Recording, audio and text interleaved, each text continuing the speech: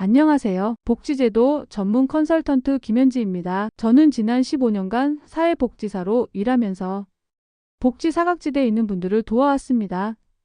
보건복지부와 각 지자체에서 복지정책 자문위원으로도 활동하고 있고 현재까지 3천여 분의 복지 신청을 도와드렸습니다.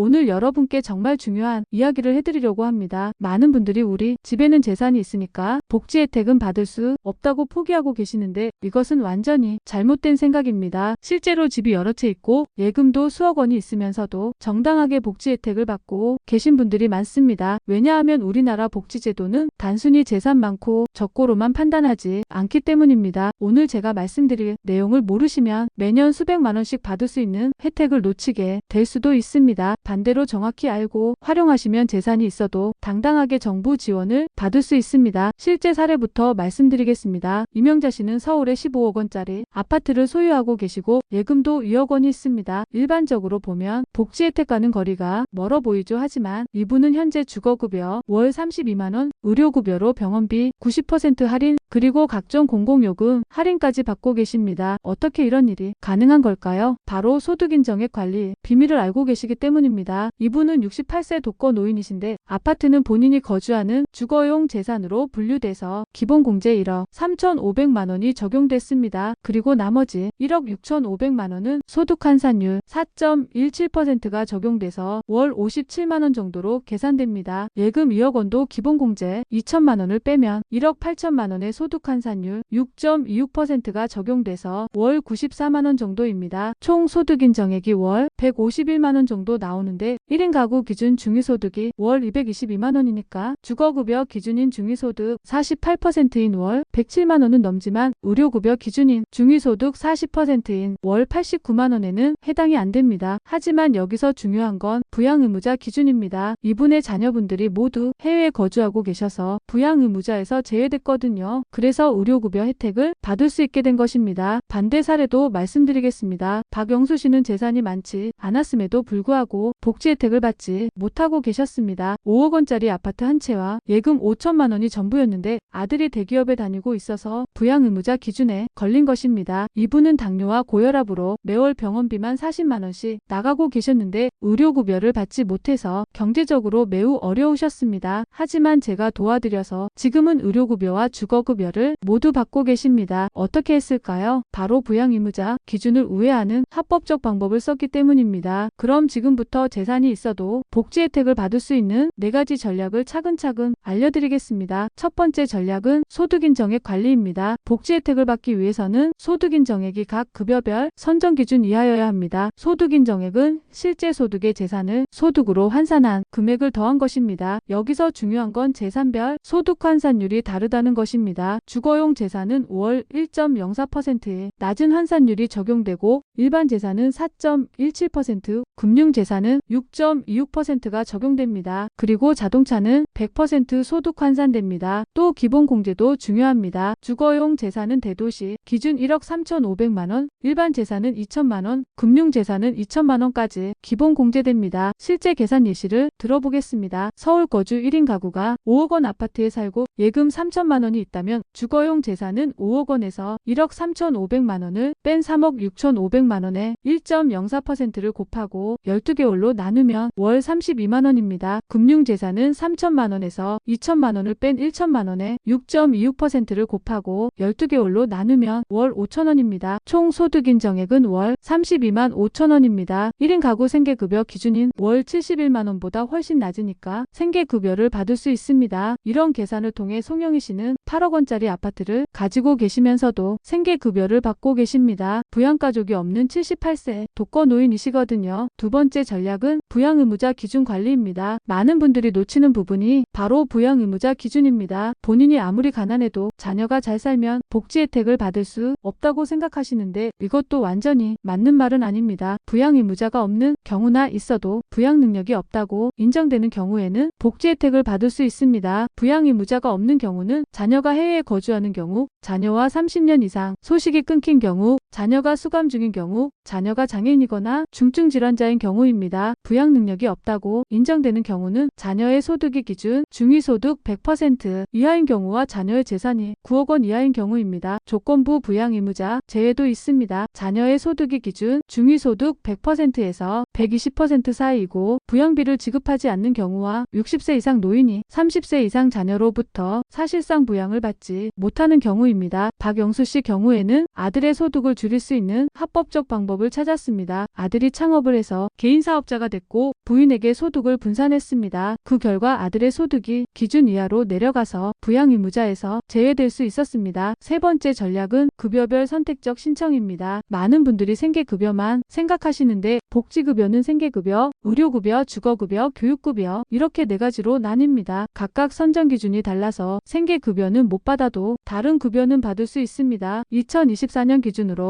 1인 가구 선정 기준은 생계급여가 월 71만 원으로 중위소득 32%, 의료급여가 월 89만 원으로 중위소득 40%, 주거급여가 월 107만 원으로 중위소득 48%, 교육급여가 월 133만 원으로 중위소득 60%입니다. 예를 들어 소득인 정액이 월 100만 원이라면 생계급여와 의료급여는 못 받지만 주거급여는 받을 수 있습니다. 최정자씨는 소득인 정액이 월 95만 원이라 생계급여는 못 받지만 주거급여 월 32만 원을 받고 계십니다. 또 각종 감면 혜택도 함께 받아서 연간 200만 원 정도 절약하고 계십니다. 네 번째 전략은 차상위계층 혜택 활용입니다. 기초생활수급자가 되지 못해도 차상위계층이 되면 상당한 혜택을 받을 수 있습니다. 네 번째 전략은 차상위계층 혜택 활용입니다. 기초생활수급자가 되지 못해도 차상위계층이 되면 상당한 혜택을 받을 수 있습니다. 차상위계층의 종류와 혜택을 말씀드리겠습니다. 차상위 본인 부담경감 대상자가 되면